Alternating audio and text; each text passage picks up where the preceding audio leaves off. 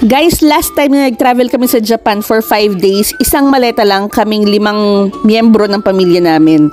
Kasi talagang pinlano ko na dito ako sa hotel maglalaba. And ang una nyo gagawin is kapag naghulog ng coin, huwag nyo muna ihulog yung damit katulad ng ginawa ko. Kasi magsi-self-clean muna itong washing machine. Wait for it to tumunog. Tapos, ayan, pwede mo nang ihulog yung damit nyo. So, ako, meron akong dalang net na nabibili yan sa Daiso for 100 yen para madali lang kuhanin yung mga damit nyo.